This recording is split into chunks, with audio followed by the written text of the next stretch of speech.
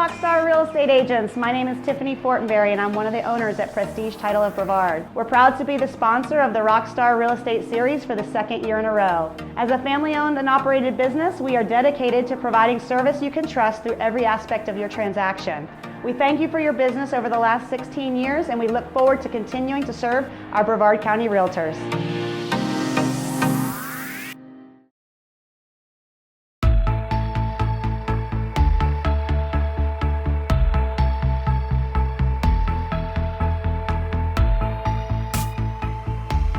Okay, our next speaker, Trenton Miller. I've known Trent, I think, maybe a year or a year and a half. And Trent was brought up in the foster system. He's a father, he's a husband, and he's been in the real estate business about 3 years, and he's excited to share some golden nuggets with you guys. So, welcome, Trent. Just give him a big hand. Hello, hello, hello.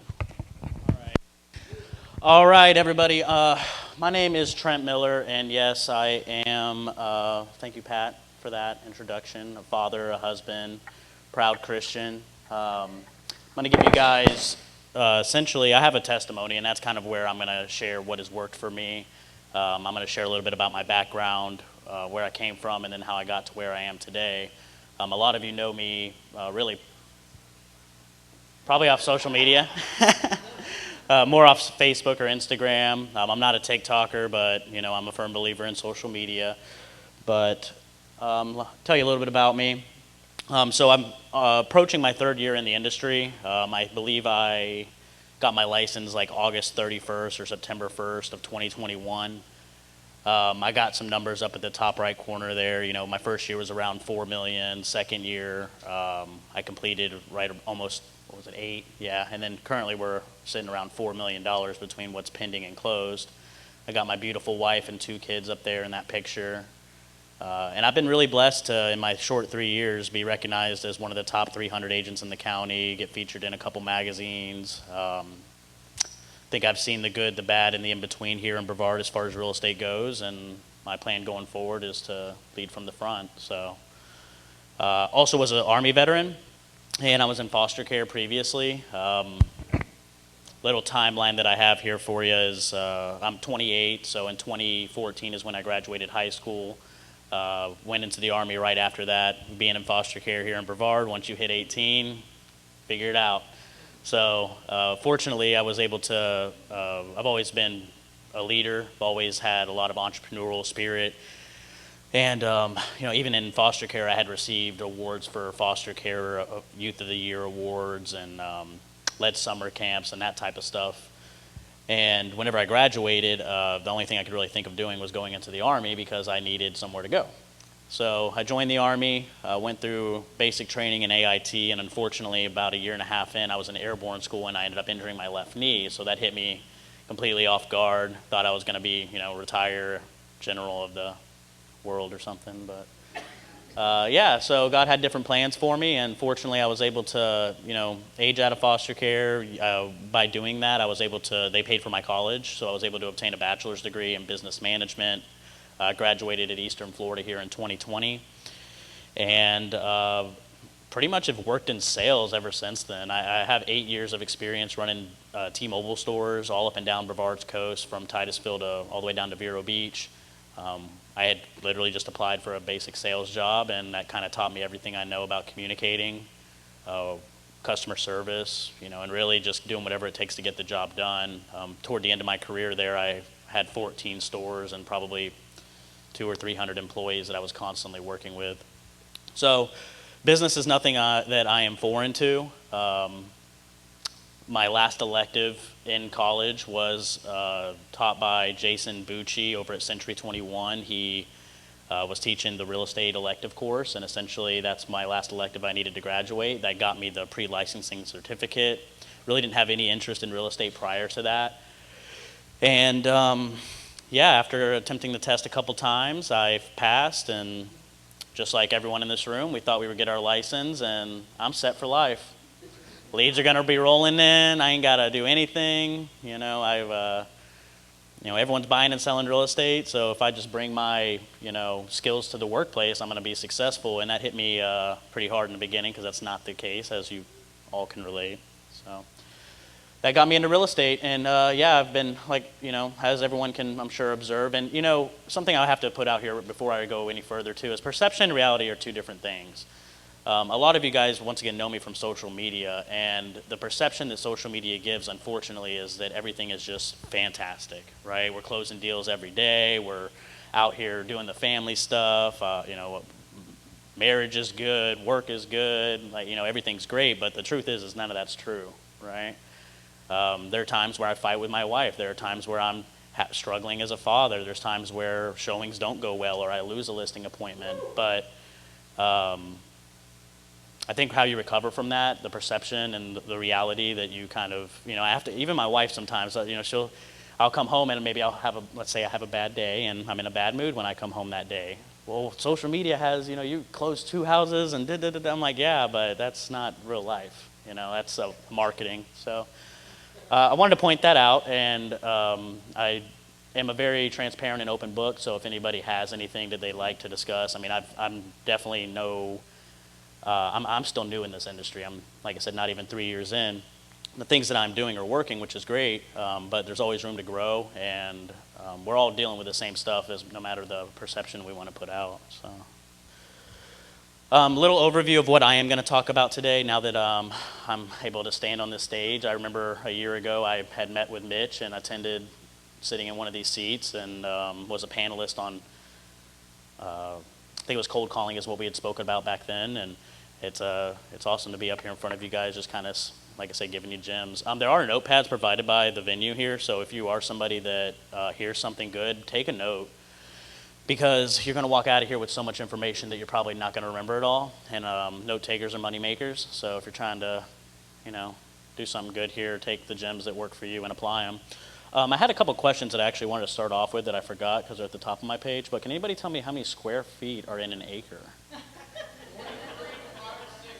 I need a hand. What do you got, Brian? 43. All right. I got some goodies, so let me give you Oh my God. Yes. What % of real estate agents succeed? Anybody? What you got, Nick? 10%? I had a different number in my mind, but I like the participation. So. I was going to say 7, but I guess it probably changes every year. All right, and you like how I said succeed, right? We're going to be positive today. Appreciate you, Trenton. Last thing was, my last question I had written down was, just by show of hands, how many people are with EXP as far as their brokerage? Who is not? Okay, not that that matters too much, but what is the cap? My last question for you is, what is the cap to receive 100% commission when you join EXP? 16. Can I get a hand? I like the blue. I saw her hand. So I bring that up only because I've been with EXP only since September, and I have managed to cap and hit my 100% with EXP.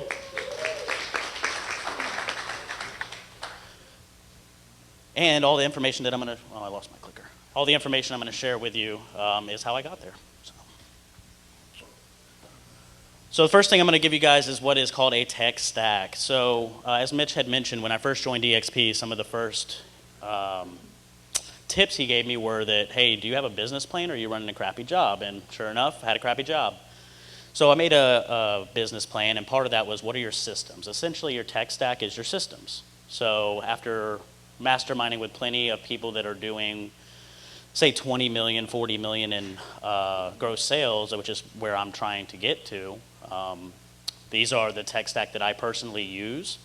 This is how I run my business. And I'm going to go into each one just a little bit. So, of course, if you're with EXP, you know we have KV Core. Managing your CRM is a must. And once again, I say this, 1, because it's the truth, and 2, I don't do, even though I have all of this, my assistant will tell you that, sometimes on the CRM, that's where we're slacking. But once we realize that, hey, we're not doing what we're supposed to be doing, get back on that track, right? So managing your CRM, if you're with EXP, KV Core is included. Emailing, right? Mitch was talking about how you can, of course, grow your list and collect emails, phone numbers. So between MailChimp or Constant Contact, it's a very inexpensive platform to where you can do biweekly or monthly emails to your sphere, your contact list. I can tell you that in my 3 years, I've had at least 4 or 5 deals from my email list alone. These emails I've collected at open houses, these emails I've collected by cold calling, by door knocking. I mean, just from my email list from going back into high school, my contacts in my phone. I mean, I've gathered all of them to where it's constantly growing and it's constantly putting me in front of my clients that I'm trying to serve. I'm sure everyone knows Canva, but that's a must-have. Rather you're the one spending time making the graphics and flyers, or you have somebody on your team doing that for you. Once again, it's very inexpensive, and if you don't have the pro version, get it. It's night and day. Lastly here, or the last couple that I have are Google Sheets and Thanks.io. Has anybody heard of Thanks.io before? Okay, awesome, a couple of you. So this was introduced to me last year. It's essentially a way where you can send handwritten letters to your clients or anybody really. So if I have a buyer consultation, I'll send them a little gift card with a handwritten letter, and they're very inexpensive, less than 10 cents each. And you can constantly, once again, have mailers going out, whether that's following up for meetings, open houses, or attacking maybe a neighborhood around your recent sale or listing. So definitely recommend that. And then lastly, I use Google Sheets. I'm somebody that, Mitch had a valid point that he gave me a couple weeks ago was, you get into real estate and it's not like an industry that you necessarily have, yeah, it costs money to be an agent, but it's like, it isn't like you're having to start up a $500 million company with you need all this capital and you need all these assets and all this equipment. But if it was a $500 million company, would you be running it differently? This stuff doesn't even cost $100 a month, and that's great for my business. That's keeping my expenses down so that I can, have more profit. But this could cost $100 a month, or it could cost, I don't know, what, $5,000 a month or something. But whatever. My point being is that you just have to use it. Just by buying Thanks.io, just by buying my email campaigns doesn't mean that they're going to be composed and sent out. Doesn't mean that those mailers are going to be. You still have to go in and put in the work and treat it as if it is that $500 million company that you're wanting to essentially own. So that is my tech stack. The last one I have on there is the ISA or assistant, whenever the time is right. And I put that on there because my first 2 years I did everything myself. I tried out a couple different transaction coordinators. I did cold call, and I tried to even hire somebody to cold call for me. That never worked. Bought leads from various sources. That never worked. And most of my leads are all organic. It's all the organic and really the free stuff or inexpensive stuff that has got me the clients that I do work with today. But I do want to give a shout out to Melissa, my assistant. Without her this year, I wouldn't be where I'm at. So she is the owner of VIP Closings, and what started off as just a transaction coordinator has now led to a full-time partnership, and it's been wonderful. I was able to maybe manage 2 or 3 deals by myself, where now we're doing 5 or 6 a month, and that's more than I could ask for. So. Branding, let's talk about branding. So a lot of you guys, I know that, as an example, I know Brianna, we worked at another brokerage together. Nick and I have worked at another brokerage together. We all know branding is important, but my point of really putting this out here is, guys, get out there and be extra. Who knows what an A-frame sign is? I should have put a picture of it up here, but I literally have an A-frame sign of me standing there pointing up, right, saying, come to my open house. And I put this out at intersections when I do my open houses. My yard signs, listing signs, social media posts, everything has my face on it. They looked good when I did it. They look even better when Melissa does it, right? T-shirts, and sharing your logo. Just because of who I am and the business that I've created, I've decided with my team I would say the name that makes the most sense is People First Group, because that's how I operate. I pray every morning that God works through me and fills me with the Holy Spirit to help other people, and He's been very good at doing that for me. So People First Group goes hand in hand with that. And while with all the NAR stuff that's coming up, a lot of people are really concerned how our buyers going to get paid. I'm not really stressing it. God's going to provide. We're going to do our work, and the ones that are supposed to be doing it and it's in their plan will get the business. So. But this is your business. You have to run it. No one's going to do this stuff for you. Just like Mitch said, if you're sitting at home all day, I mean, I don't sit at home all day. I work my job like it's a 9 to 5. I try to be out of my house by 8 o'clock in the morning, and I get home by 5 or 6 because I do have 2 young kids, and family is important to me. But brand yourself. It's been a huge part of my success. If anybody knows that property on the screen? Yeah. The reason why I say that is that property has been was on market from October to May of this past year. And you want to talk about challenging home, that one had every speed bump you could possibly think of, and fortunately with my partner Mike, we got that one closed. So, habits and routines. I'm a big man on time blocking. Being in management prior to getting into real estate, and this is just a little snippet on the right hand side, something I found online, but I do have my own morning routine and nightly routine, weekly habits. With time blocking, I have 2 things. I have a calendar that is paperback that I literally carry around with me everywhere. That way if I'm scheduling something, right, I can write that down and not forget. And I learned from experience. I had a listing appointment one time that I literally did not show up to because I forgot to write it down. And life just got ahead of me, and I was at an open house, right? They're calling me an hour after I'm supposed to be there asking me if I'm still coming. I did not get the listing. But I did get the listing about 2 weeks later whenever another agent passed it off to me, so thank God for that. Morning routine, I spend time in my Bible. I spend time reading personal development books. I wake up a couple hours. I try to wake up a couple hours earlier than my kids. Sometimes they beat me to it. That way I can spend time with myself, gathering my thoughts. What is my plan for today? Or just like Mitch, the night before, I'm reviewing that. I don't have a picture of it, but I do use an app called Me Plus. It's a little purple icon, M-E with a plus symbol. I think it's like $10 a year, but that's really how I do my time blocking. I use between my calendar and that app. I'm able to hit check boxes, hit accomplishments. It's just about consistency and opening it every day. As far as weekly habits go, I'm going to say that that's how you run your business. Are you prospecting every single day? This is a prospecting business. While we're selling real estate, we're not going to sell any real estate if we don't prospect. Whether you're cold calling, door knocking, open houses, you got to get consistent at something. And I'm consistent with social media personally, but I'm 3 years in, and I'm just now starting to see a client from that avenue.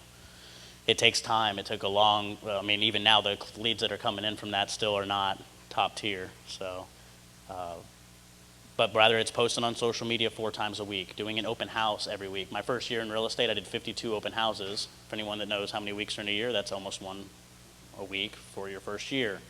I would say that got me some business, right? Being able to schedule, once again, your time. When are you starting your day? When are you getting off that day? If you're running, one of the perks of this business is time freedom, right? Well, if they're only going to have time freedom if you can manage that time. Just like anything, you don't get good at real estate without putting in the work. You don't become a great husband without putting in the work. Same thing with being a father. So just like anything else in this world, it's going to take some work more than just passing a test, and it's going to take consistency. Get away from your screen. I'm really bad at this, but I do try. Do not disturb has become a good friend of mine recently.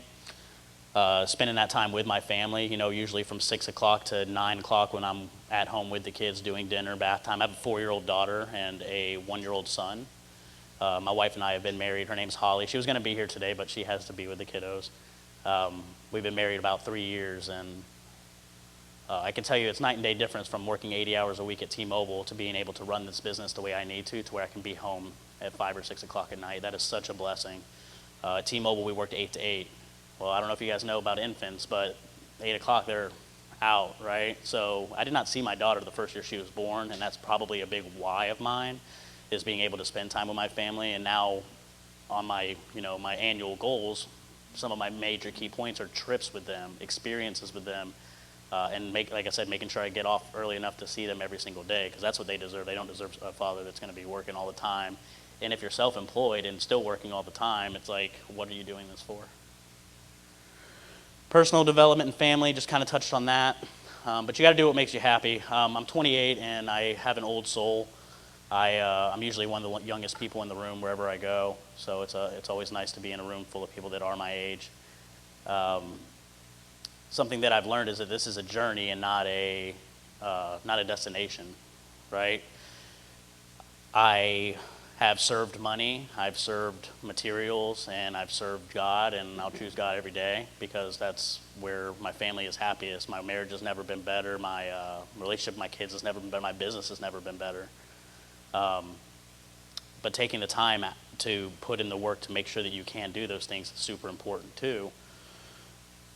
Even whenever, let's say, business was going good, or I had the money, or I had the new vehicle or the new house, I wasn't happy. I remember, some of you guys remember that I had a cleaning company a couple years ago that fortunately I was able to build in 18 months and up to about a $400,000 company doing residential cleaning services. And we were able to sell that after only 18 months to make some money. And that was coming from foster care and being homeless. I've never had that type of experience, and definitely have never seen that type of money to my name. I think we made like 85 grand on a company that wasn't even 2 years old. So for me, that was like money I've never seen before. That was a whole year's salary at T-Mobile. But I specifically remember that even that day was probably one of my most it was one of my worst days that I've had, because even though I had the money, even though I was able to relieve all that stress off my plate and just go into real estate, I wasn't happy with myself, the things I was doing, my routines, my habits, and it wasn't until I started implementing them that I can say that I'm probably happier today than I've ever been in my life, so it's great. Things that I do to prospect, I'm a big on doing the free stuff. Still to this day, there's not a reason why you need to be spending thousands of dollars on leads. I could show you how to get 100 leads for free. Spend an hour with me, right? Open houses is a big part of my success. Once again, shout out to my assistant for my awesome signs that she has made. Rather the directional, rather they got my face on them. Do your open houses, stay consistent, don't leave early. I know some agents that even do them during the week, and that's like their office hours. That's great if it's working for you. Do whatever's going to work. We have the flags. We got the A-frame out. Door knocking the day prior to the neighbors, letting them know that there is a house for sale that you're doing an open house at, and then following up with those leads. That last bullet point is probably the most important. How many times have we had a client come in the house, really liked it, maybe they had an agent, maybe they didn't, and then you didn't get any contact information, so that's about as far as it got. All the time, right? I'm guilty. It happens to me all the time. So something I'm improving on is how do I get that contact information so that I can do that step. In my first year, I also used a platform called Rsres. Anybody heard of Ricky Caruth? Shout out to Ricky. He is also with EXP. I believe he was with Remax prior to that. Something I learned early on was find a coach, and I signed up for Tom Ferry coaching my first week in real estate, and I'm happy they had like a 24-hour cancellation policy because I was able to save a couple $1,000s and utilize Ricky's training, which is a majority for free or low costing on his platforms. But he's a big affiliate of RedX. For under $300, you pretty much can get unlimited leads. If you're scared to cold call, it's literally conversations with people just like you're having out at the bar or the restaurant, or hey, how's it going? Here's my name, what's your name? And if they don't want to talk to you, then that's not your client, right? That's not what is in store for you. But if they're having that conversation and you're able to build that rapport, it'll start to flow. Personally, I used to purchase geo leads, expireds, and for sale by owner. It was like $249 a month. Share it with a friend, right? Now you're spending half that. The chances of you guys both calling at the same exact time are probably slim, so share it with another agent and both take advantage of the platform. But that's what I used. I would say that my first year, I was in the office a majority of the time from 10 to 12 o'clock calling every single day, Monday through Friday, or at least 4 days a week. When I was at Blue Coast Real Estate, I was the only one in the office calling from 10 to 12, and I was the only one also closing deals. So. Last thing, which I've already touched on this, is do the free things, guys. Social media and trend, nothing I'm doing is magic. I'm not out here closing deals or doing the social media. Everything is intentional, and it all comes down to consistency, just like Mitch had mentioned earlier. And consistency isn't a week, it isn't a month, it's years, it's long-term game. If some of you guys are trying to be agents for a career, if you've been in this game and this is your career, do the things that are going to get you where you want to go. I don't surround myself by Mitch and people that are like-minded because of for fun. I do it because they're in places that I want to be. So whatever you do, just do something, because whether you think you can or you can't, it is true. And that is all I got for you guys today.